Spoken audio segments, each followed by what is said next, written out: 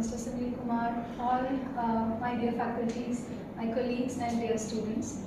We gathered here for a Q&A session on accelerating innovation and entrepreneurship in universities, which is in line with our institute's vision to open an incubation center to encourage our students for innovation and entrepreneurship. Under the leadership of our Head of Institute and Chief Operating Officer, Dr. Richa Arora. So let me take this opportunity to quickly introduce her. A seasoned business leader and passionate educationist with 19 years of experience in education sector, Dr. Richa is currently the Head of Institute and Chief Operating Officer for the University of Stirling and SQA RAK Centre at Ras Al Khaimah, UAE. Dr. Richa holds an extensive leadership experience in propelling academic growth across UAE, Indian and African regions. Her vision of nurturing future leaders to make them globally competent and socially committed has proved to be a turning point in areas of higher education. She has led a major step change in how the university worked with business, from startups to large corporates, launching a new innovation hub and leading the citywide team of senior city stakeholders through entrepreneurship accelerating program and technology-driven universities across Africa. As the head of institution at University of Stirling and SQA, she drives the strategic oversight and academic directions and the financial stability.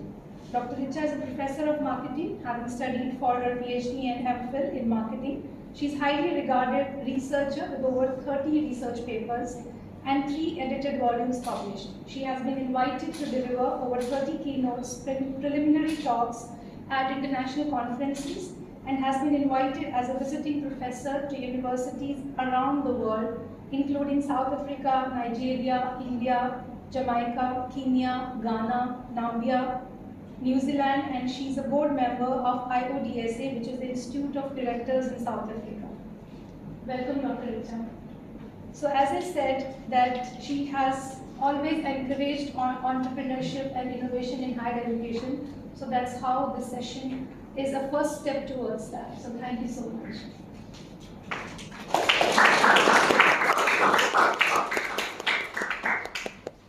Let me introduce our moderator of the session, Professor Shanti Menon. Professor Shanti Rajan is a senior HR professional with a culminative 30 years of experience in HR and academia. She has taught in many universities of repute in UAE, Vietnam, Malawi, Sri Lanka, and Malaysia. She holds a master's degree with specialization in strategic human resource management from the University of Wollongong and is currently pursuing her doctorate in education leadership. Shanti has been a recipient of few awards, which includes an honor by Chartered Institute of Logistics and Transport UK and a Commendation Teaching Impact Award, University of Stirling UK 2020. In recognition of her contribution towards excellence in teaching and learning, she has conferred a prestigious Academic Leadership Award for Academic Leadership from HEF India in 2021. She is a Senior Fellow of Higher Education Academy, SFHEA UK, a certified S+E coach from the Institute for Social and Emotional Intelligence. Denver, Colorado, and a certified ICF approved EIC practitioner from NLP Academy. She's also a certified associate NLP practitioner, and she serves as an advisory board member for a few academic institutes of repute. She holds a postgraduate certification in teaching and learning from UK and her higher education teaching certificate from Derek Box Center of Teaching and Learning, Harvard University. Welcome our moderator, Ms. Shanti.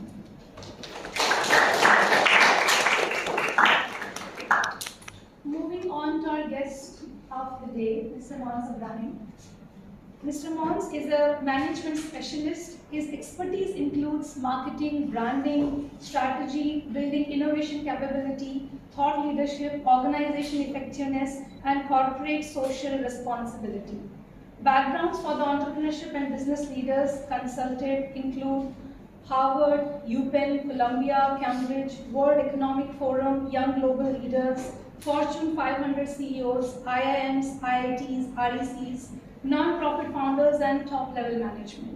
Monce has served as a mentor of change for the first ever selected Mentor India batch at the National Atal Tinkers Labs Atal Innovation Mission, jury member at Africa's Business Heroes, Jack Ma Foundation's flagship program in Africa to support entrepreneurs, mentor at MIT Sol 2021 Jacobs Foundation Conference, Octava Social Innovation Challenge, mentor at Paytm Build for India Entrepreneurship Bootcamp, mentor at Center for Entrepreneurship, Ashoka University, jury member at Ingenious Spaces, mentor and jury member at Startup Safari, mentor at National Startup India Program, jury member India at Global EdTech Startup Awards, world's largest EdTech startup competition, mentor at Nexus Startup Hub, mentor at Seed Stars World, mentor and jury member at Dream Startup Challenge, jury member at NSUT Aspire, mentor at Startup Weekend, and so on and so forth.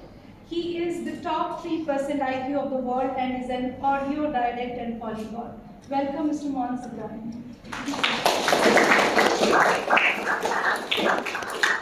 Over to our moderator, Professor Shanti.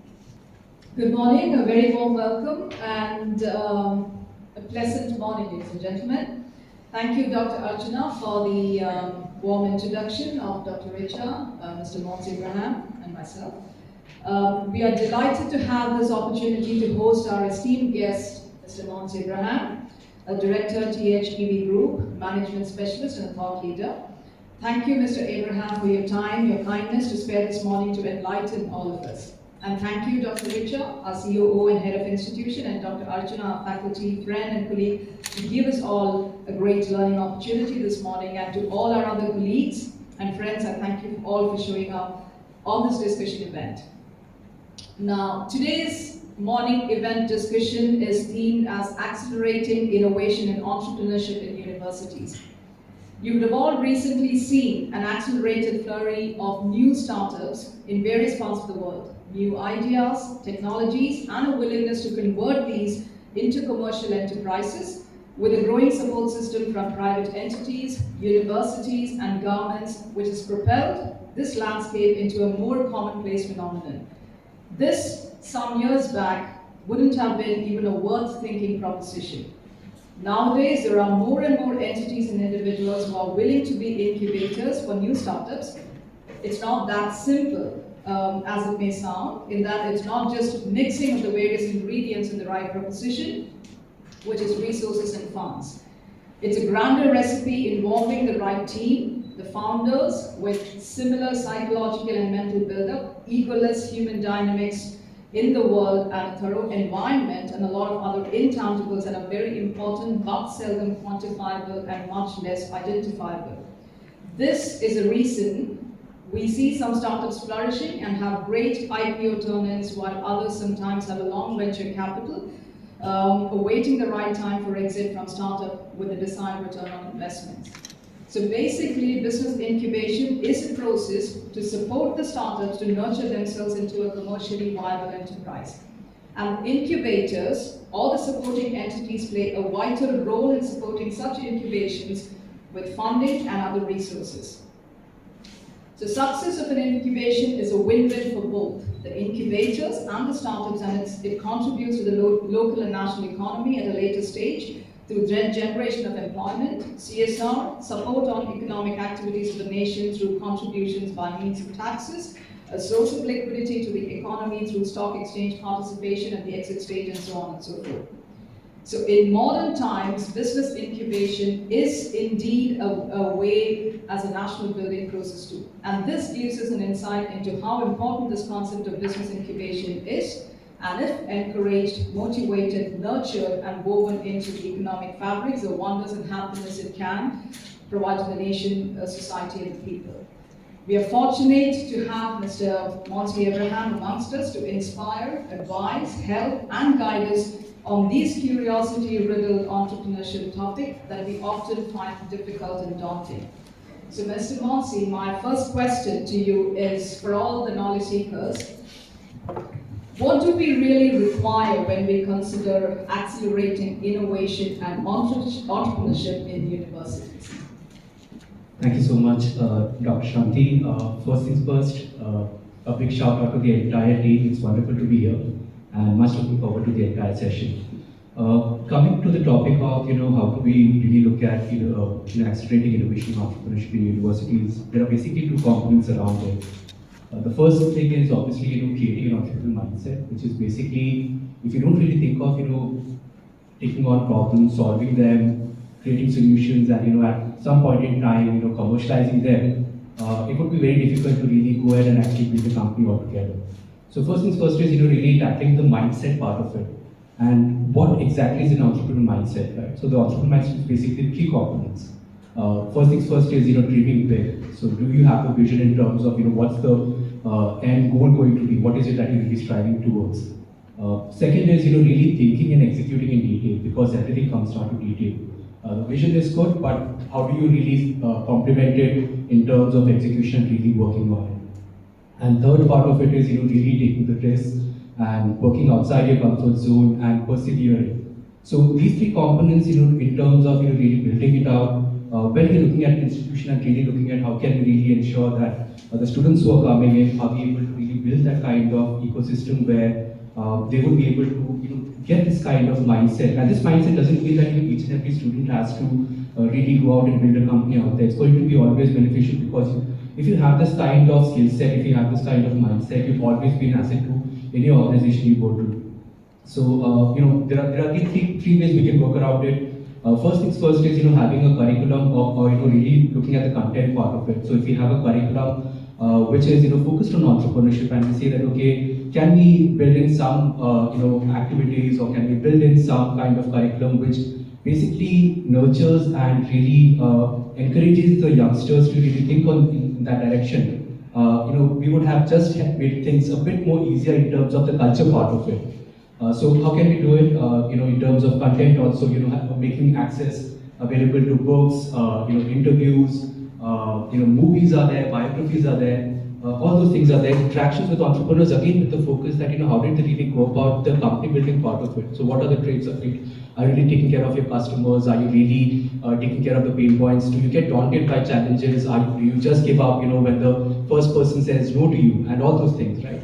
So really working on those things is something which would be helpful in terms of really getting that mindset going part of it. Second is obviously partnering with like-minded institutions or organizations who can really help in terms of the design process, in terms of some of the basic thought processes when building companies. So if you have access to partner organizations who can who can really help guide the students in terms of what are the different components in terms of design thinking, in terms of legal part of it, the accounts part of it, and all those things which you have to really think of when putting together a company. These are things which are going to really help you in the long term. And third part of it is obviously having access to internships and apprenticeships.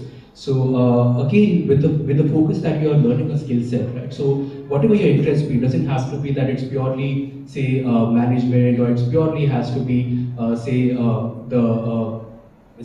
building a business part of it. But say if your interest is in say design part of it, so can you really get internships in companies and help them with the design part of it and build your own portfolio? So it works for the company, it works for your own things. Whatever you're learning in the classrooms, are you able to really get the skill set going for you? And that's the basic idea in terms of really helping create that entire entrepreneurial mindset, which is going to really help the students not only in terms of just within the companies, but wherever they go, you're always going to be an asset to the organization, because you're really looking at helping the organization in the long run. The second component is really once we have that mindset, the main thing is can we really nurture and support that mindset to build the company's part of it. So over there again, there are multiple things that we can do. We can look at creating maker spaces, which basically means that if you have an idea, can a team of students get together and really tinker and build stuff. So it could be software labs, it could be hardware, software, it could be something in terms of you're doing something in the food sector, whatever it is. In terms of really figuring out if a team of students have an idea, can they really go out and just start experimenting with stuff and trying to come up with something which can be commercialized in the longer term. Again, commercialized if they really feel like it, but let them just have fun, let them just see how to solve problems. First thing doesn't work, okay, this doesn't taste good, this doesn't have a shelf life, and all those things. So their mind is consistently thinking in terms of how do we solve one problem to the other. The second is obviously the incubators and accelerators part of it. So incubators is where you take the idea from the idea stage, then you take it to the product stage, then you take it to the company building stage. Accelerators are where you already have something called an MVP or minimum viable idea, and then you accelerate the same thing. So we can look at these two components which are there. Third is definitely, I mean, like, if we see that an idea is actually progressing and we can actually create a company around it. So do we have the resources in terms of supporting the students? Because the students again, they would need some kind of guidance in terms of, really going about that company building. So in terms of legal help, can we, do we have a legal partner who can help them with that? Do we have someone who can help them with the accounts part of it? Patents, if you're looking at, say, creating patents within the university, that's another part of it. Then having access where, again, the students can come together, build on the company, build on the traction, present to investors. So having something like demo days. In terms of diversity and inclusion also, it's a major thing because you have to basically, when forming the team, look at, getting around people who don't think the same way you do, because, and also they don't have the same skill sets that you have. Because that's the best way to build the team. Because if everyone thinks like you, then there's no one to challenge your ideas, there's no one to challenge you in terms of what you're building in the market.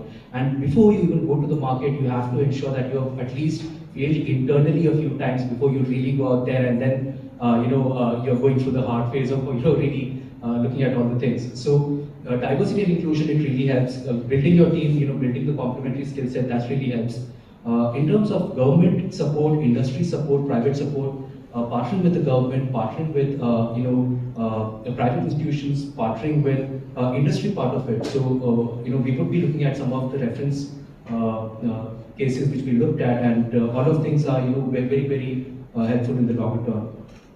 Then there are two more components which come into use, which is you also have to look at the longer term, building the case studies in terms of the institution, because it's all about creating that feeling of legacy, creating that feeling of the culture in terms of you're coming here, you're having fun. It's not really working hard so much as solving problems out there, becoming better at whatever you're learning, applying what you're learning in the classroom, and really working on problems.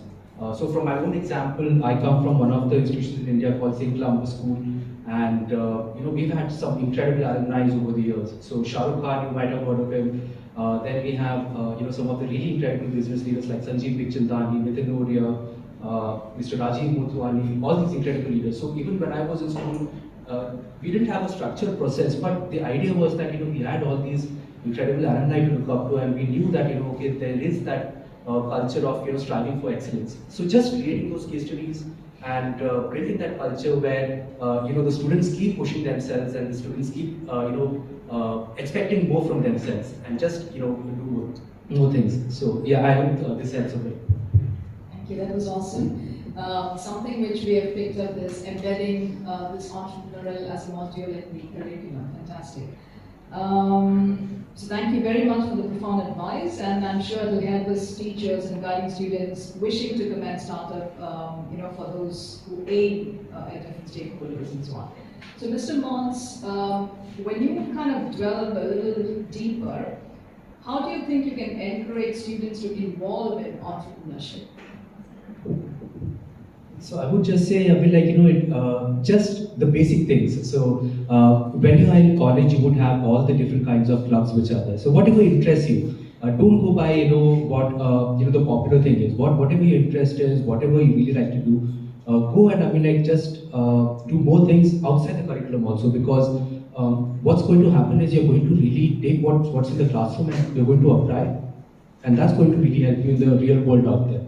And so first things first is, obviously you can have some different kinds of clubs where, first, debating ideas, really looking at, debates part of it. Second is, having entrepreneurship cells.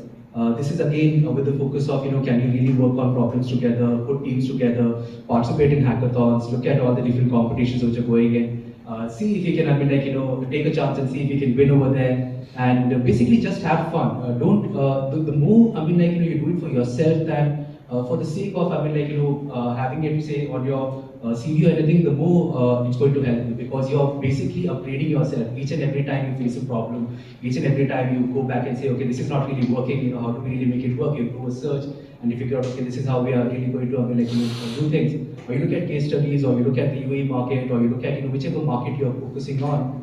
You would be just becoming a better version of yourself each and every time you do that. So you're basically iterating yourself and it's a fun thing to do, and it's not something which you're doing it for others. You're doing it for yourself. Yeah. Okay, thank you. And I think for students that would be quite inspiring as well. Not to be just focusing on the four walls, but to go beyond that and participate and have those entrepreneurial bent of mind. Thank you very much indeed for that. And I'm sure over the years, Mr. Monce, you would have had and shared your own experiences. So could you kindly share with us some of the experiences from some of the initiatives that you have looked into? Yeah, I mean, like, if you would like to be more specific, I would be more than happy to.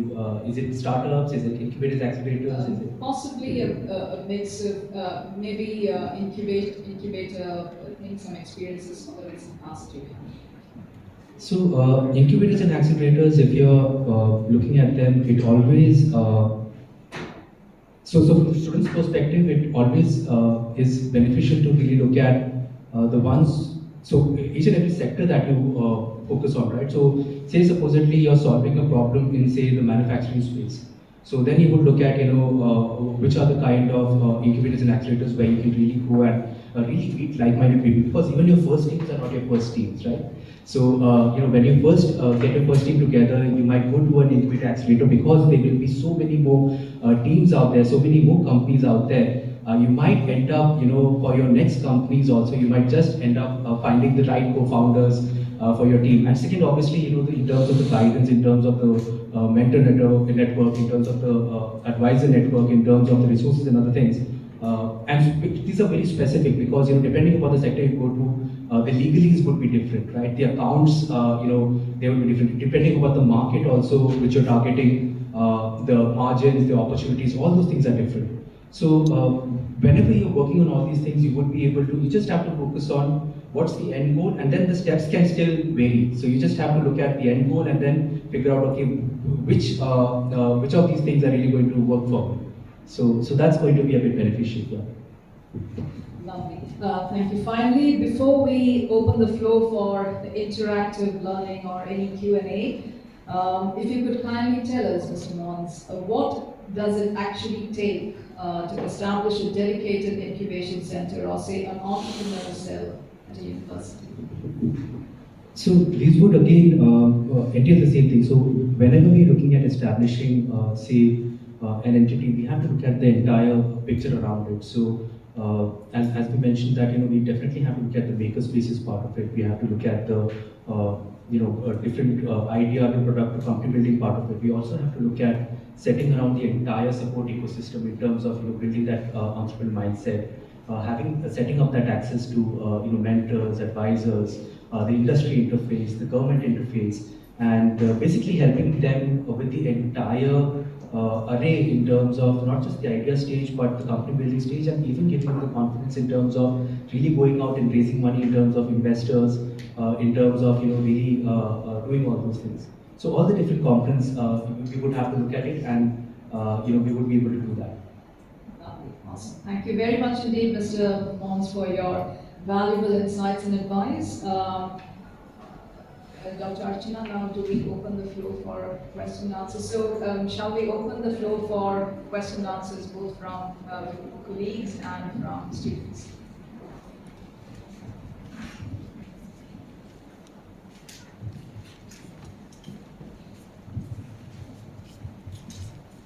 Thank you. Thank you, Mr. Monce, for your presence. My question is a very basic question. Okay. Suppose if I am an incubator or a student, they have a wonderful idea, they think that it's innovative, but what restricts us, the thematic challenge is, the first one is the legal restrictions.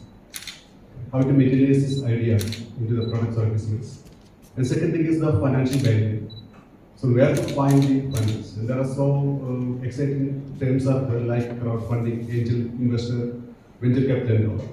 So from this region's point of view, what starts of these two things, and what are the easing policies taken by the government recently? And at the same time, what starts of these financial sources in this region? So when you're looking at building the entire company, you don't have to worry about way too many resources right away. The basic idea is just having an idea or hypothesis and just testing it out. saying that, okay, we have an idea that, okay, this is a problem which the customers are facing, and can we create a solution around it? And even there also, once we form the basic idea, we can take small steps over there. So the vision is over here. So vision has to be like super big, because only then you will be able to get the best of team members to join you, right? Saying that, okay, we are building on this, and would you like to join us? And we are working on, we need all these different skill sets, and this is how we're forming the company. But when we're building on it, we can just take small steps in terms of the product, and saying that, okay, first things first, we just work on a product which probably connects the market and the user. Depending upon, say, we can take an example that it's a marketplace kind of thing. Second, we'll say that, okay, we will now sign up, say, 5 partners to really come and sell their stuff over here, and we're going to get, say, 100 users. So we might not really require a lot of this like that, but once we see the traction, saying that, okay, we had an idea, is this working out? So is this something where outside the circle of influence, because our first circle of influence is, we'll go to our friends, we'll go within our campus, we'll try to sign up people from within here. And we might get some success over here, but once we step outside and say that, okay, is it really working for the customers? Are they happy to come on a platform? Are they happy to pay for it? And all those things. And your vision and your product has been kind of being verified. You get a kind of feedback saying that, okay, this is something which people really require. Then you can definitely go in for a lot of different ways to finance the company. First things first is FFF, so it's a friends, family, and you can definitely reach out to them. Second, once again, you've got more traction. You can actually even reach out to angel investors before reaching out to friends and family, because if you've got something which works, that means that, and if you trust the people you are reaching out to, they have a track record in terms of being ethical. They're not people who might be having their own companies, and they might just take your idea and just or if they have a portfolio of companies, if they have like say 10, 15 companies they've invested in, they're not going to simply give it to someone else. So someone whom you know to be ethical, someone whom you know to be credible, and NDAs don't work. I'll be extremely honest. In India, it doesn't work, and it's always best to go with people in terms of you know to be credible, who you know to be ethical. And over there again, you're going to share with them that, okay, this is the basic idea. Okay, the reason the vision has to be over here is because it's not only for the team members, it's also for the investors. So if you tell the investors that we are going to say only capture say one part of it, they're like, okay, it's probably say a $1 million or $2 million opportunity, we're not really excited about it. But if you say it's like a $100 million, $200 million, $1 billion opportunity, then they are like, okay, these guys are talking about a problem which seems to be big enough, and if I get in early and if I put in some money, I might see some returns on it. So the vision, you've set it over there, and then how do you give the confidence to the investor saying that, okay, we are the guys who are really going to get you there. So can you showcase the product? The best thing is the demo. So anything better than just showing business plans is if you have something working, even if it's the basic level of product, it's perfectly fine. So for example, Airbnb, if you look at go to the web archives and look at the earliest version of their the site which was there, it was super basic. And you look at the Airbnb which is right now. So don't be worried about is it a basic thing which I've built, and because with time, with resources, with all the people joining hands with you, you will reach there where you would be able to make all those things. So investors again, once you have the confidence, and you have to cherry pick. So you might again look at the sector, saying that, okay, if you're building something, say in the food sector, so who are the nicest guys who are really investing in the food sector? Then you would go to their websites and see, are there any portfolio companies whom they've already invested in, wherein you see any competition and they're not really going to take your idea and do this thing. So you have to do your homework before you even reach out to them. And once you've done that, give them the comfort in terms of, okay, this is the team. Why is this team the best team to really build on this $100 million, $200 million, $500 million, or $1 billion plus opportunity? Which are the markets you're targeting? What is your plan for this? So today we might be only doing a pilot, say, within the entire a specific region. But how do we really expand outside, say, for example, for the MENA region? So is there a plan in terms of how you're really going to get the partners outside the UAE, or you're looking at, say, Qatar, something is happening, are you really going to spread the word out there, people from across the world, if you're building a global company? and you want your, say if you're working on an app and you want everyone to know about it. So is there a way you figured out, you could really get things going over there? So this is how you're really going to, go about the getting the investors part of it. And again, you have to try and partner with the best of the best. And it's a give and take, so try to figure out how you can negotiate. So all these are skills which you're going to build. So the good thing about, like I said, an entrepreneurial mindset is, it's not just something which is, you're definitely one skill set, you're definitely multiple skill sets. And that's how you're really going to go about it. Yeah. May I ask one question?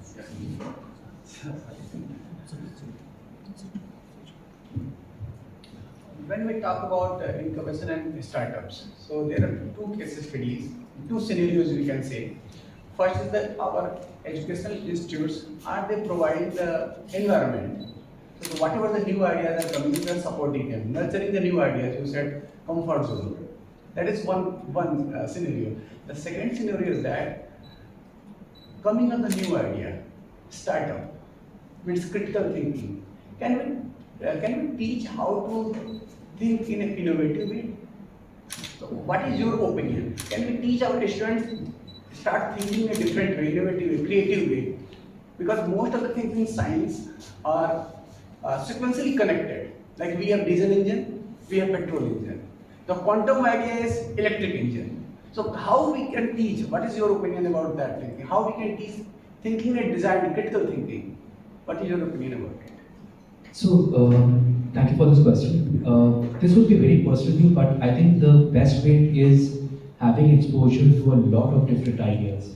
Because if you look at, this is something one of my, friends used to say, that there are no original ideas, because we are all standing on the shoulders of giants. I mean, like, someone 200 years back, found one thing, then, someone 50 years later, built on that idea and, I mean, like, was able to do it. One thing which has been interesting for me in terms of the mindset is, so we benchmarked a lot of, case studies in terms of, when looking at this session. And over there we looked at, Stanford University, we looked at MIT Media Lab, we looked at IITs, we looked at in the private sector, Y Combinator, then in the government side, we looked at what Delhi government is doing in Delhi, India, as also the central government. So in Delhi, what's happening is, classes 9 to 12. Now these are youngsters, who are, I think, 14 to 17 years of age, where you would not really expect them to, build companies at the moment. But it was really interesting for me because, you actually have them presenting ideas on a program called Business Blasters. So if you go to YouTube, you just check out Business Blasters. That's one of the programs which is being done by youngsters in schools right now.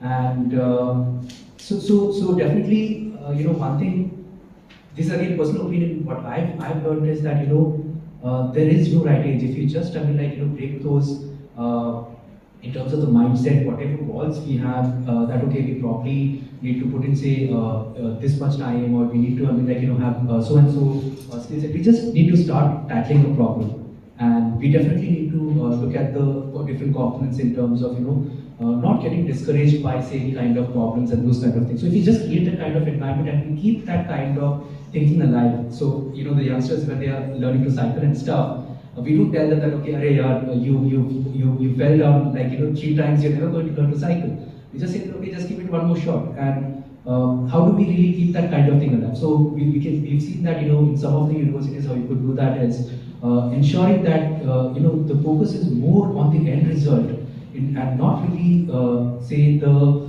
end degree per se. So for example, in some of the universities, what they're doing is, they say you can take a lighter course load, and you will have the chance to, say, take a year off to even do your startups and come back. And this is being nurtured because, there's a paradigm shift which is happening in terms of, jobs and employment and all those things. And the more skilled you are, the more chances of success you have in the longer term. So that's there. And again, so I'll just come back to the Delhi government part of this. These are youngsters who are working on incredible challenges. Again, not the simplest of things, but they're working on hardware, software, all different kinds of challenges, food, and so the basic idea is they've just been given a problem, they found it interesting, and they're just trying to make the thing better, which they have with them right now. and they've been able to do it. Yeah, thank you. Hi, good morning. I have one question. As you have seen over the globe that most of the business today are technology driven.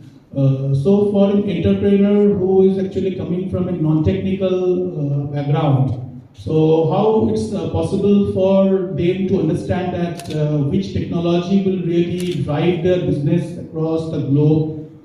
Suppose they have a very less turnover in their business and it's not possible for them to consult any IT consultant.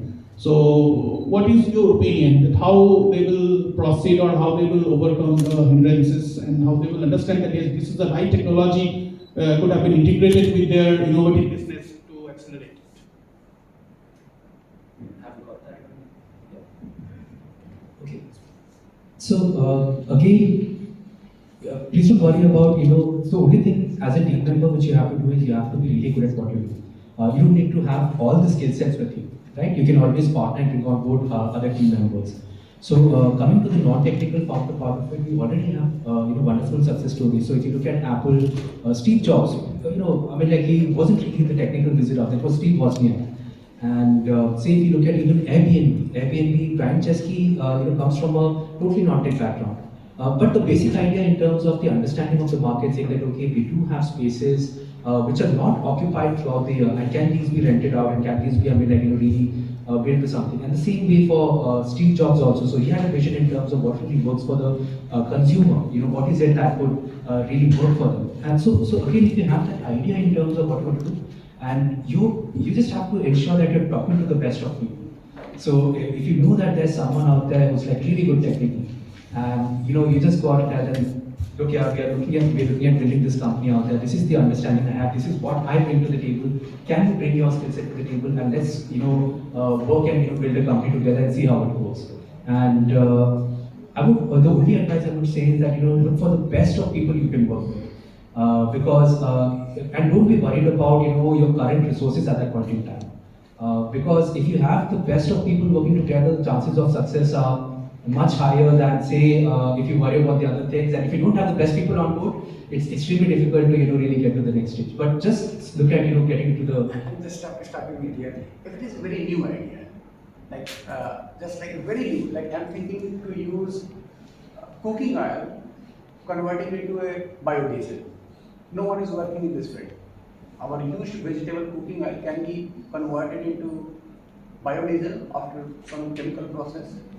So, best people on my board, but how I will recruit them? They are not having any experience in that line, in that particular field. They are having the simple food engineering degree and chemical engineering degree, but not experience in that new idea. So, how to take those best guys?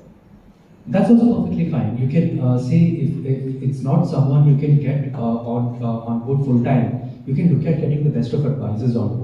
So see someone who's been in that sector, they've been, they've either been part of institutions or say they've headed, some of the companies out there. They really have that understanding in terms of what really works, what the future is going to look like, because you're always shooting for the future. The idea is, so team members are there, advisors are there, investors are there, legal team is there. You cannot compromise on any of these, because if your legal is not good, you miss out one clause on your agreement. One thing in your agreement goes wrong, you can lose your company. Your accounts are not great. Your accounts are compromised. The investors come looking at your books. It's extremely difficult to raise funding for your company. So the only thing you have to look at is getting the best of people, and don't worry about how you're going to do it. So how are you going to pitch to them? What is it that you're going to tell them? So you can say something like that. Okay, in return for your advice and your network and other things, we would be more than happy to share this equity of the company, or this is how we can really work it out. This is how we can really make it worth your while. Or say we are the new company which is going to really build it, and would you rather be sitting out, or would you rather be in on the opportunity? And then ensuring that you're able to back it up with action. So ensuring, but and being extremely honest and transparent, saying that okay, if it's a vision where these are the steps you're taking, being honest that okay, these are the steps we're taking, and these are the different components we require. So what happens is all the people who come together, working together, they even open up additional networks in terms of investors, because they are all super connected, they are all super right up there. Thank you. very much. I think given the paucity of time, we'll take one last question and maybe perhaps a question from students if they have. Hi, Mr. Monce. I teach marketing subjects and I'm also trained by happy to be a mentor for so many people. My question was that of course, we have a lot of challenges like financial issues, funding issues, strategy, marketing, product, placements, and including the expansion of the team. When you go to the next level, you have to start hiring people, and those people who come in would see this only as an employer, whereas the others would, the founding fathers, for them it would be a passion.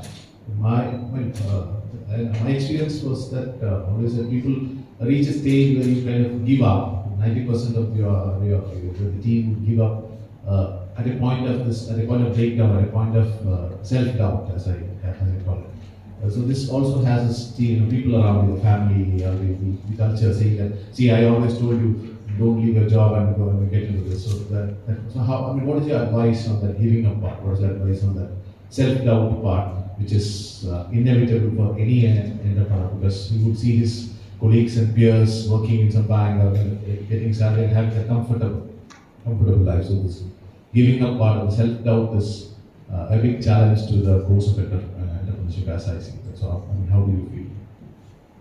So this advice is only applicable if you're founding a company. If you're joining a company and it's just one more opportunity for you, this would not work for you, because it's a no-brainer, right? So if it's more about some of the other things you're looking at, then you can always switch. That's not a problem, right? So you don't have to worry about your family and other things. You can when you feel that okay, it's not the right opportunity, you can always switch. But see, if you're on the founding team and you come together, you really believe in the idea. There is no reason to form a company other than that you really want to work on the problem and solve the problem, and you really believe in yourself, and you believe that you are the guys who are going to do it.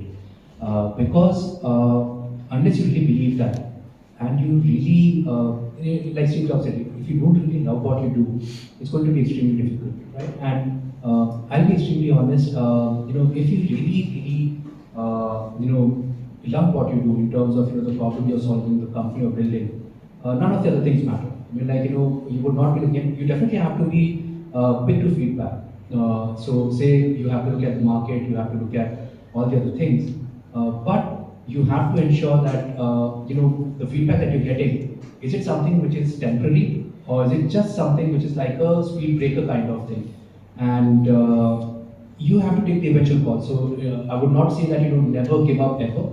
Say if at any point in time, say if it's a venture which is say 10, 20 years ahead of the market. So for example, we recently saw what's happening in crypto in terms of the basic intent is decentralization and other things.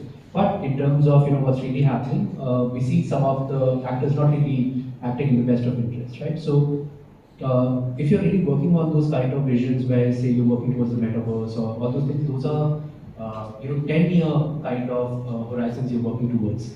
But having said that, if you have just one life, right? So again, it's only applicable if you're founding a team, and you really believe in what you're doing, right? So, and again, there is no one size fits all. So you do what you like to do. There is no one life which you have to lead. But in that case, just see what are the different components you can bring together to increase the probability of success. So I always say, the reason I always say is get the best people on team is because if you have the best minds working together, you would be able to, you have a better probability of ensuring that the success of the company goes up across different skill sets which are there.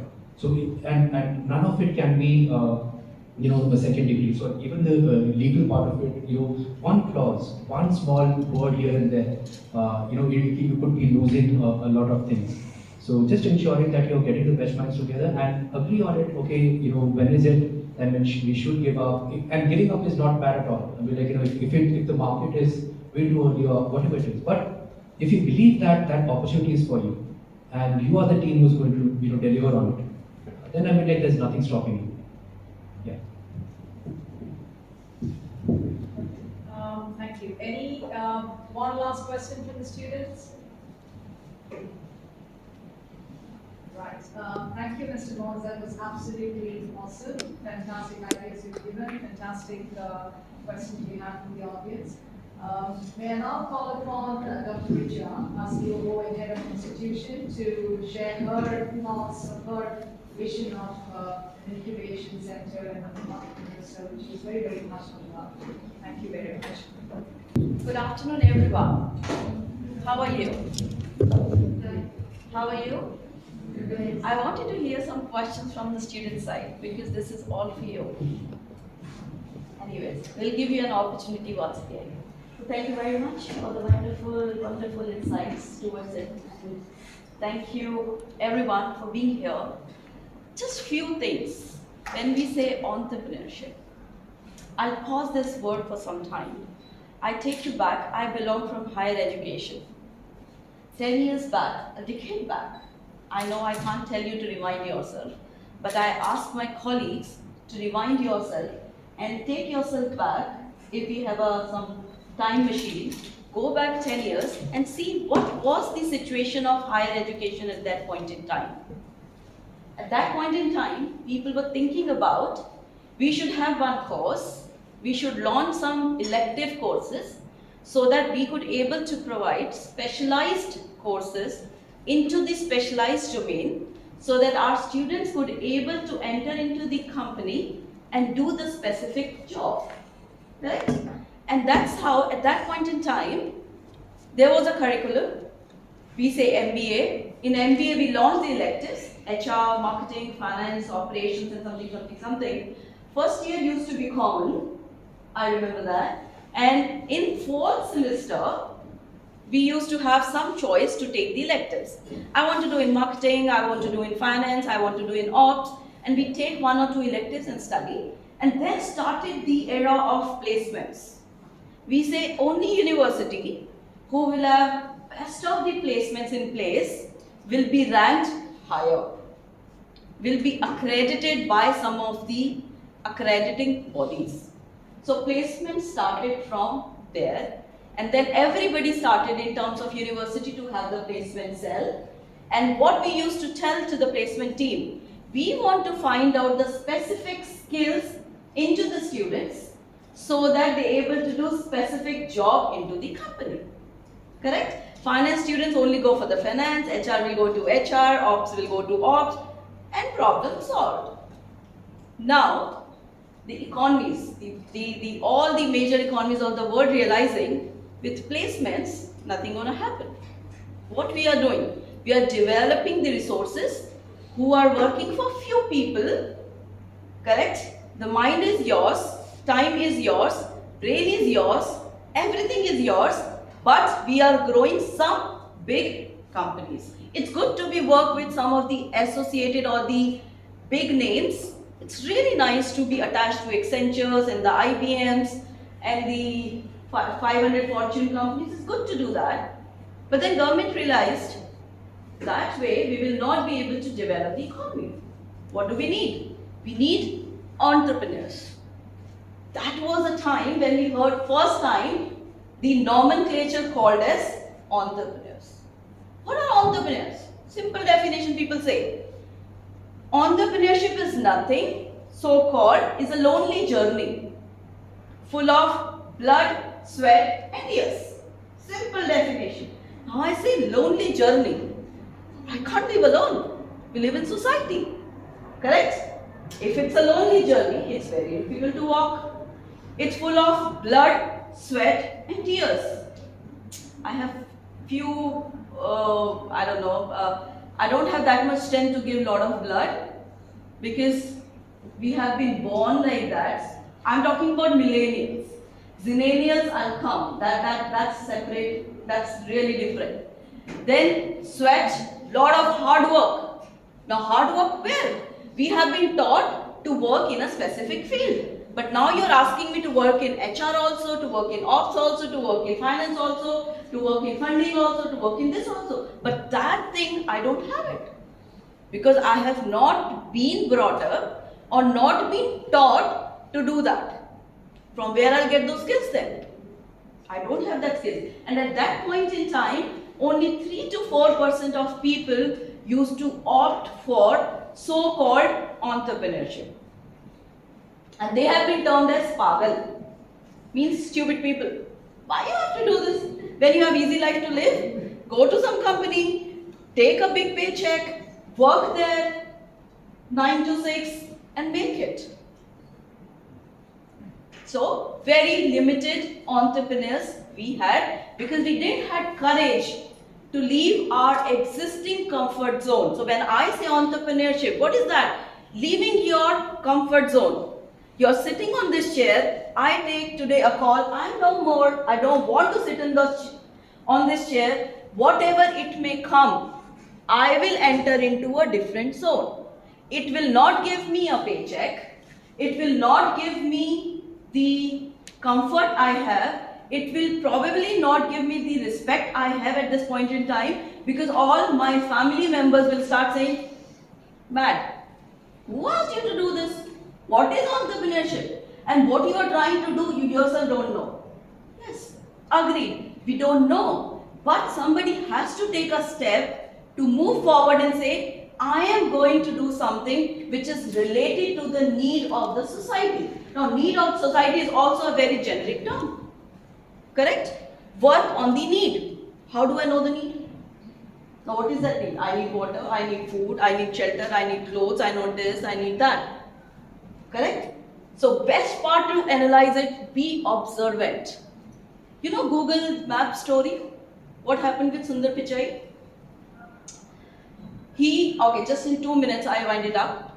He and his wife planned to go to some of the functions, South Indian function, you have to reach on time and something like that. His wife reached to that function and he could not reach because of the location problem. He reached home, as usual, wife started fighting. You could not reach on time, that was a problem, it was insult to me. He went back to the office and whole night he was sitting and analyzing what was it. Then he called his IT team. Very important jargon, team. You cannot do anything alone. So don't worry whether you know IT, don't worry whether you know ops, don't worry whether you know this and that. You have a team to work with. We are not alone in this journey. So wrong word, lonely journey. We are not lonely. We are with our team. So some direction is required in this entrepreneurship definition by itself. Right? So he went back, he called his team and said, I need something which can tell me how to reach to the location, and that's how Google Map was invented. It's not out of the box thing, but it is related to a problem. What is that problem? Problem which is making you uncomfortable. So if this chair is making you uncomfortable to sit, that could be a problem. If the food we are eating today, lot of diabetic patients, lot of heart patients, lot of mental stress we are talking about. So any food which can help you to de-stress you could be a new product. So anything which giving you a problem can be a need to the market. So don't worry that my product is bad or my product is good, does not matter. So you have a team. You have to work with the team. And don't worry about funding. If your product is good, if your idea is good, people will come and tell you, okay, $10 million, can you please do that? The problem is we have got the fear. I'll not get the funding. I'll not have the money. It's just okay not to have money. It's just fine. So the era started from higher education to placement to entrepreneurship, and now we are seeing more of OYOs, we are seeing more of the Lenskars and the Piyush Goyals and a lot of people who are coming out. So the boom has started, we need entrepreneurship, which is good. And that's how we thought of at University of Stirling, we should have the incubation center. So the fear of having a lonely journey, you will not have, because under that incubation cell, we will be having the startups working with University of Stirling alongside, so that whenever you're starting your journey, you're working with them. So that the fear of, I don't have a skill of marketing, I don't have a skill of finance, I don't have a skill of operation, that fear is not there. You have everything ready with you. Whatever idea you want to conceive, you have that, and faculty is there with you, your mates are there with you who can support you in that journey. We will be the one in that incubation center who will not be judging you and call you stupid. No, only stupid people can do something. So be that into that rate, be stupid. No problem. Because normal people cannot do anything. You have to be different to do something different. So leave that fear. And if people are not giving you or calling you stupid, or they're not calling you is half mind, it means you're not doing anything. Trust me. It's okay to be called like that. It's okay to be seen like that. So we are in the process of launching, maybe the first quarter of 2023, we'll be launching our incubation cell, where we will be having startups working along with the students and the faculty, so that we're able to work on some projects and help you to get investment, help you to get angel investments or investors on board, so that the fear of not having money, fear of, lot of lonely journey, that's not there. But yes, it requires hard work. It requires perseverance. It requires that you should trust on your idea. No problem, trust your idea, but in case you see market trend is going different, pause it. Pausing is definitely not harmful. Pause it, see whether it's aligning to the goals or the vision you have or no, and then again restart it. And one more thing, when people say, my age people are getting 6-digit paycheck, 7-digit, so what? It's a journey. In that life journey, few will get first, few will get second. It's just fine. Maybe this is not my time. Maybe after 10 years, I'll get 10 times more than what they are doing it. Or maybe my self-worth, or maybe the self-worth of my company would be 10 times or 100 times or 1,000 times more than what they have earned for all of their life. It's okay to come second and third. It's not a race with them. It's a race with yourself and with your idea. So ladies and gentlemen, that's what I wanted to talk about. So our vision is to establish the incubation center where our students, people like you, and our faculty would be the major pillars of it. And I want that we take maximum advantage of it and we become part of it. Be the part of it so that you're able to do something on your own. Thank you very much. Have a lovely evening and take care.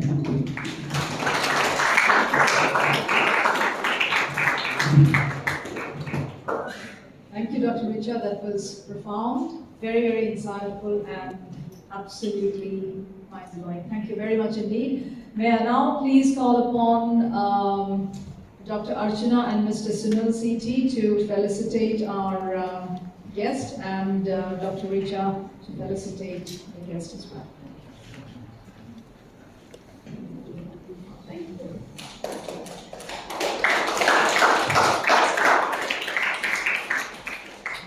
May I now call upon Dr. Richa to felicitate our guest, Mr. Monce C.